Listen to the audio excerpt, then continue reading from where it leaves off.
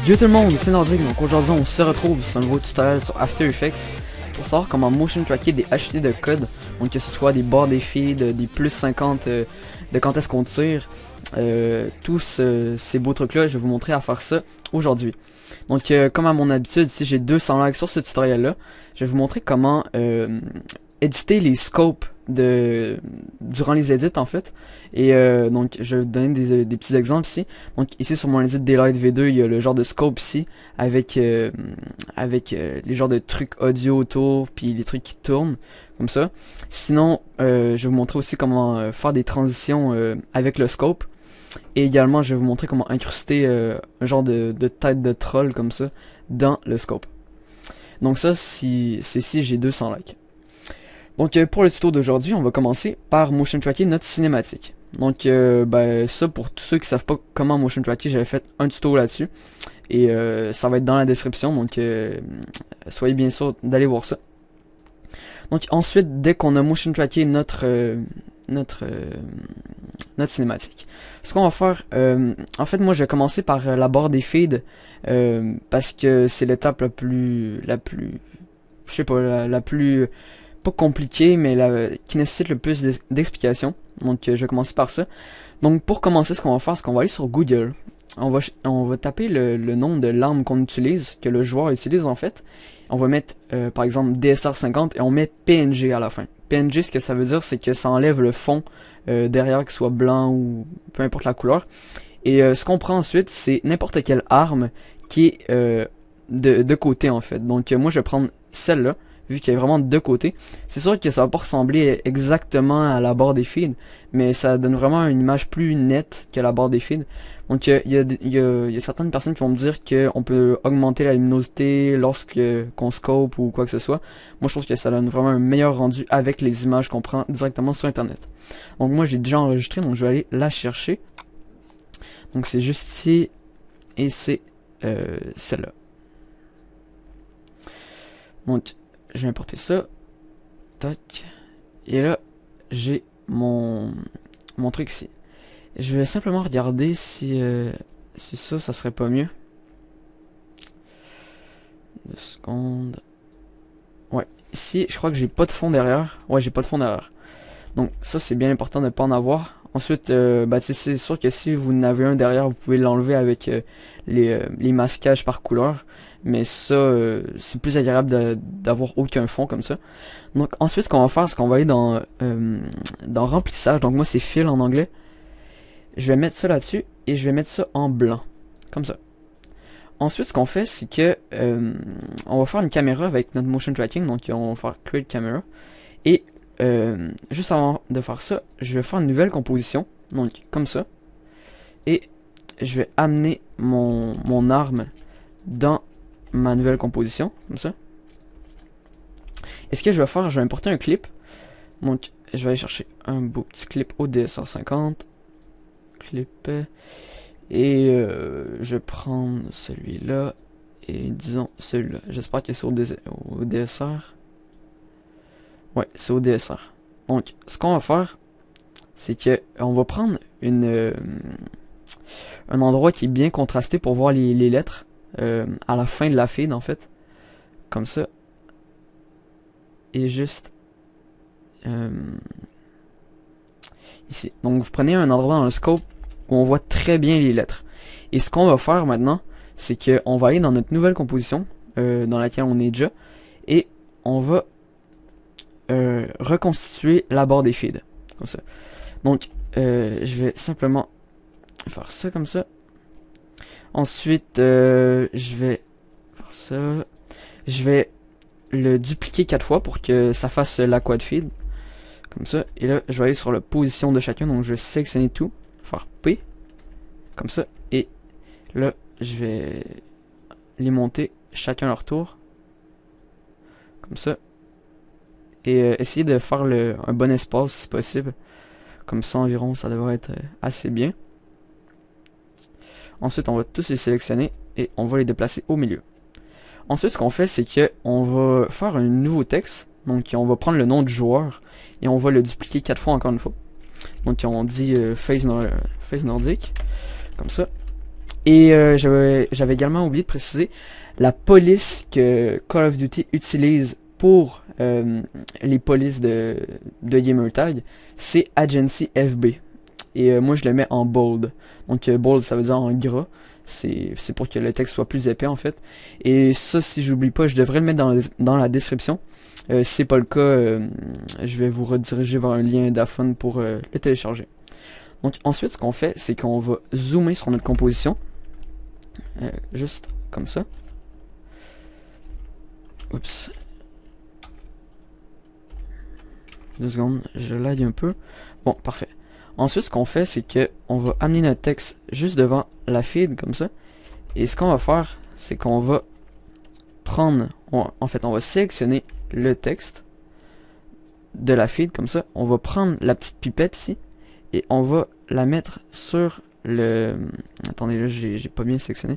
On va la mettre sur la couleur du texte, comme ça, ici. Donc là, ça va prendre exactement la même couleur que le texte qu'il y a ici. Ensuite, on va l'aligner avec le DSR 50. Et là, j'ai peut-être mal espacé ou non. J'ai mis mon texte trop gros. Donc, je vais simplement le rapetisser comme ça. Et là, je fais ça un peu à la va-vite, mais je vous conseille vraiment de faire ça encore mieux. Maintenant, ce qu'on va faire, c'est qu'on va rester appuyé sur Shift et on va descendre notre texte comme ça. On va le dupliquer, on descend, on reste appuyé sur Shift. Et là, ce que ça va faire descendre le texte, mais droit par rapport aux autres textes. Donc, on duplique et on descend comme ça. Et là, on a nos 4 textes. Ensuite, ce qu'on va faire, c'est qu'on va recopier les textes qu'il y a à droite ici. Vous pouvez vraiment mettre ce que vous voulez, mais moi j'aime toujours ça recopier exactement comme la feed est. Donc je vais dupliquer ça, je vais le mettre à droite et je vais mettre peu importe, je vais laisser phase nordic ou non, je vais mettre phase iClean Z7 puisque iClean Z7 devrait être dans la phase, c'est sûr. J'en ai parlé à Sibas puis c'est sûr qu'il va être dedans. Donc c'est ça, ensuite on va dupliquer ça encore 4 fois. Et selon les noms des vrais feeds, ben, vous ajoutez les noms. Ensuite, pour ceux qui voulaient faire des headshots, vous allez sur Google, vous mettez headshot Call of Duty. Et moi j'ai pris le premier et il est déjà en PNG, il est parfait ce logo là. Donc au lieu de mettre les DSR, vous mettez les headshots. Donc maintenant, si vous voyez bien ici, il y a du gris et du genre de beige jaune un peu. Donc on va changer ça pour ici. On va prendre le petit texte, comme ça.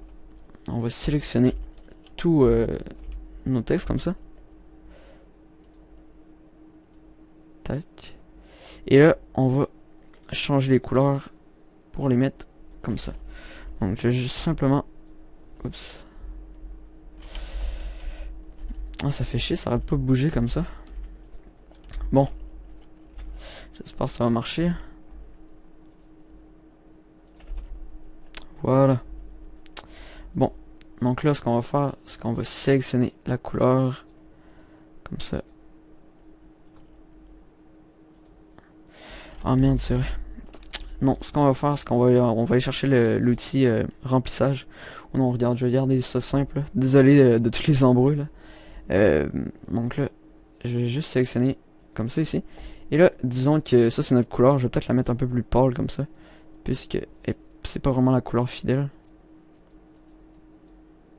Bon, comme ça. Et maintenant, ce qu'on va faire, c'est qu'on va sélectionner tous nos autres textes et on va les changer de la même couleur. Comme ça. Celui-là. Et finalement, on va changer celui-là. Comme ça. Donc maintenant, ce qu'on fait, c'est qu'on va repositionner tous nos trucs pour que ce soit vraiment parfait et prêt à motion tracker. Donc on va enlever notre truc derrière, ça ne nous sert plus à rien. Et on va, comme vous voyez ici, c'est pas droit, donc on va tout replacer comme ça. Donc je vais simplement bouger ça comme ça. Donc là, c'est assez bien centré et tout et tout. Donc maintenant, ce qu'on va faire, on va importer notre précomposition dans notre composition de base avec la cinématique. Donc on l'importe comme ça. Et là, vous voyez, c'est comme ça. Pour la motion tracker, comme je fais habituellement, c'est que je clique sur le petit carré ici. Et là, elle est motion trackée, comme ça. Donc vous pouvez la repositionner. Moi, je vais faire ça assez vite, comme ça. Donc vous tracez ça comme ça. Et ce que vous pouvez faire également, pour qu'elle ait l'air un peu plus visible, vous pouvez rajouter soit de l'ombre ou soit de la lueur diffuse. Donc de l'ombre, vous pouvez changer les paramètres, mais moi je mets toujours ces paramètres là, comme ça. Donc je mets l'opacité à 100, la distance à 0 et la douceur je la mets environ à 15. Comme ça, donc là on voit un peu mieux, juste faire la comparaison, comme ça on voit un peu mieux comme ça. Ou sinon vous pouvez mettre de la lueur diffuse, mais ça je vais pas le montrer, tout le monde sait qu'on va faire. Donc maintenant on a notre feed qui est motion tracker. Donc ça c'est première chose de faite. Maintenant je vais retirer ça comme ça et je vais faire le plus 50 maintenant. Donc pour le plus 50 ça peut être assez difficile si on veut. Donc juste faire une petite précomposition en plus. Ça peut être assez difficile comme ça peut être très facile également. Je vais vous montrer un exemple de ça très bientôt. Je vais prendre un clip. Celui-là. Je vais l'importer dans ma nouvelle composition. Et dans le fond, pour faire le plus 50, ce qu'il faut faire, c'est trouver un endroit qui est bien contrasté. Donc, vous voyez que le plus 50 ici, il se démarque vraiment de toutes les autres couleurs autour. On peut vraiment très bien distinguer le plus 50 autour. Et la couleur est très uniforme derrière. Par exemple, si je prenais le plus 50, genre... Attends, genre ici. Si je prends le plus 50 ici, il n'est pas du tout bien contrasté, c'est pas uniforme derrière. Ça servira à rien. Si vous, dans votre clip, vous n'avez aucun endroit qui est bien contrasté, vous allez devoir le refaire soit dans Photoshop, soit dans After Effects avec les outils de texte et de remplissage. Donc ça va être exactement comme j'ai montré au début avec la feed. Donc vous recopiez le texte et tout le tralala. Donc maintenant, ce qu'on fait, moi je vais prendre l'endroit contrasté ici. Je vais faire clic droit, temps, je crois que c'est temps, ouais, en français. Time, freeze frame. Donc je vais figer l'image pour que ça reste toujours comme ça. Je vais aller ici dans masquage par couleur, donc moi c'est color key. Color key comme ça. Et je vais aller, juste avant de faire ça, je vais sélectionner autour du plus 50 comme ça avec le masque. Et ensuite, je vais appliquer le truc comme ça ici. Et le... ouais, attendez, je vais peut-être essayer Keylight aussi. Je crois que Keylight c'était mieux. Je me rappelle plus lequel j'avais utilisé. Je crois que... non, j'avais pas utilisé Keylight, j'avais utilisé Color Key. Donc, comme ça, et là, vous pouvez ajouter...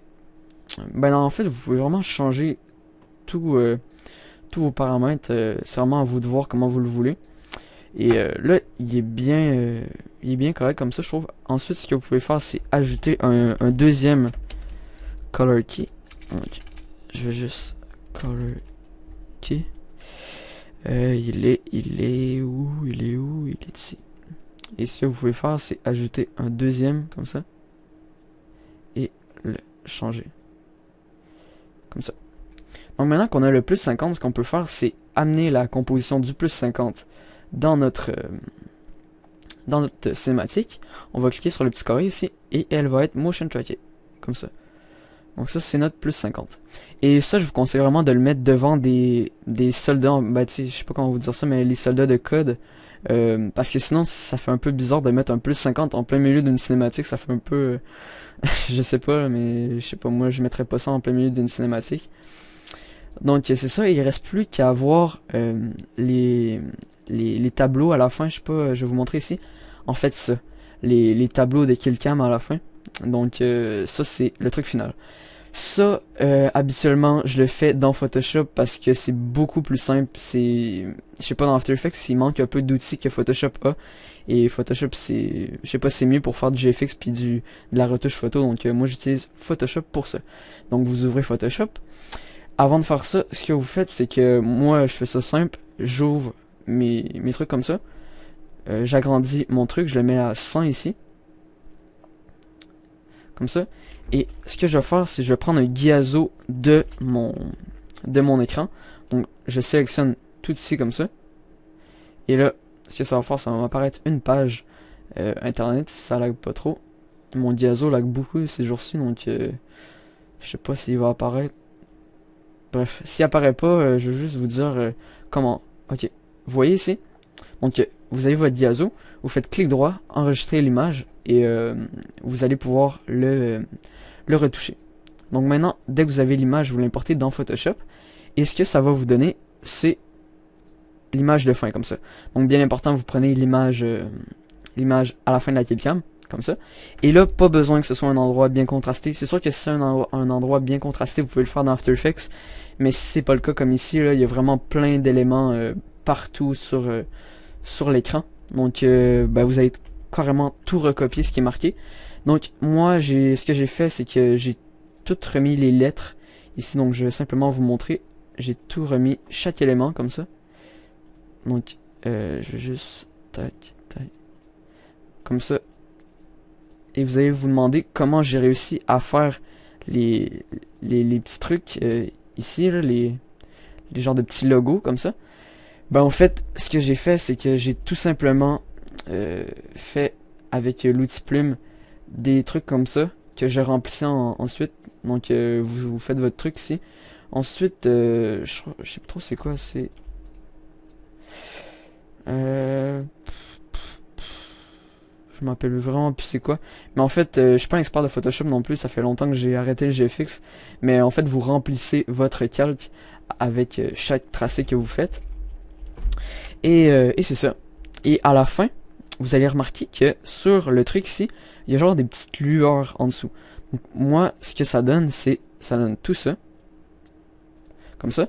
Donc, je vous rappelle, la police, c'est Agency. Donc, vous changez bien les couleurs. Donc, pour changer les couleurs pour qu'elles soient fidèles à ce qu'il y a déjà sur la map, vous prenez la pipette ici. Donc, comme ça, et vous sélectionnez la couleur pour l'appliquer ensuite. Et comme je disais, pour faire le genre de petite lueur derrière, ce qu'on fait, tout simplement, c'est qu'on fait un nouveau calque. On prend l'outil l'outil, je sais plus comment ça s'appelle, l'outil pinceau, exactement. Et ce qu'on va faire, c'est qu'on va augmenter à la taille du truc et on va sélectionner la couleur. Donc je vais faire exactement l'exemple que j'avais à vous montrer tout à l'heure. Donc je vais sélectionner le genre de bleu ici, comme ça. Et ce que je vais faire sur mon nouveau calque, je vais faire ça et je vais mettre en add, comme ça. Et ce que ça fait, ça donne le genre de petit effet. Ensuite, on peut baisser l'opacité pour que ce soit un peu plus réaliste. Donc dès que vous avez tout recopié le truc de killcam à la fin, vous allez enlever votre fond noir évidemment, vous allez faire fichier enregistrer sous et vous allez l'enregistrer où est-ce que vous voulez. Ensuite, attendez, moi je vais juste l'enregistrer parce que je me rappelle plus trop où est-ce qu'il est enregistré. Donc fichier enregistré sous PNG, ça c'est très important pour pas qu'il y ait le fond d'erreur. Et ensuite, je vais mettre blablabla, comme ça. Maintenant, je vais l'importer dans After Effects. Non, c'est pas ça. Juste. C'est lequel? Je sais même plus c'est lequel. D'accord. Ok, c'est ça là. C'est blablabla. Bon, donc là, on l'importe dans After Effects et ce que ça nous donne, dans le fond, ça remplace exactement notre précomposition qu'on avait tout à l'heure. Donc, je vais juste enlever ça, comme ça, tac. Et là, ça remplace notre précomposition. Donc, ça, je l'ai comme ça. Et ce qu'on fait maintenant, c'est qu'on fait simplement appuyer sur le petit carré. Et là, elle est motion trackée. Wow! Donc, évidemment, vous repositionnez comme d'habitude, comme ça. Vous pouvez augmenter la taille. Voilà. Comme ça. Donc c'était plutôt ça. Je sais plus trop si j'ai oublié des trucs. C'est sûr qu'après vous pouvez les mettre en add. Ça peut faire un truc différent. Ça peut... ouais, peut-être pas en fait. Peut-être plus... ouais, ben en fait vous pouvez jouer avec les modes de composition ici. Vous pouvez baisser l'opacité. Vous pouvez mettre, comme je vous ai dit, de la lueur diffuse. Donc moi c'est glow en anglais. Par contre sur ça peut donner vraiment bien. Si on augmente le rayon et qu'on baisse l'intensité, Ça peut être vraiment, vraiment bien. Donc après, c'est sûr que c'est vraiment à votre goût personnel. J'ai rien à faire là-dedans. Moi, je fais juste vous montrer comment réaliser ce que je fais. Donc évidemment, il y a beaucoup de personnes, beaucoup de personnes qui, par mégarde, des fois... attendez, je vais simplement donner une position complètement aléatoire à mon texte qui me disait... Parce que des fois, le motion track se fait vraiment mal. Parce que c'est pas automatique. Et il y a du monde qui me disait... Je vais simplement encore plus le reculer et le bosser. Il y a du monde qui me disait... Oui, mais... Attendez, je vais simplement grossir ça comme ça. Il disait, oui, mais moi, mon texte, je veux qu'il soit là. Mais il est là pourtant, mais il est pas motion tracké. Il est vraiment bizarre. Mais c'est juste à cause que After Effects, lui, il se dit que votre texte est complètement derrière la cinématique. Donc vous allez dans position, puis vous le ramenez vers l'avant, comme ça. Parce que... Juste baisser la taille. Parce que si vous changez pas la position, ça va vraiment avoir l'air bizarre. Puis des fois, je vois ça dans des motion tracking, puis c'est vraiment pas joli du tout. Donc je sais pas si c'est tout ce que j'avais à dire. J'essaie juste de vérifier pour rien manquer. Le plus 50 je l'ai fait, la barre des feeds j'ai fait. Ouais, ensuite c'est sûr que vous pouvez ajouter du texte 3D, des particules, des optical flares, une color correction, des bandes noires. Ça c'est tout, c'est tout dans mes autres tutos. Donc ben, c'était tout pour ce tuto là, j'espère que ça vous a plu, n'hésitez pas à liker, commenter et à vous abonner. Je vous rappelle que si j'ai 200 likes sur ce tuto là, je fais le tuto pour éditer les scopes comme ça. Donc tout ce qui est animation et transition de scope, je vous fais ça avec 200 likes. Et c'est tout, c'était Nordique, bye tout le monde.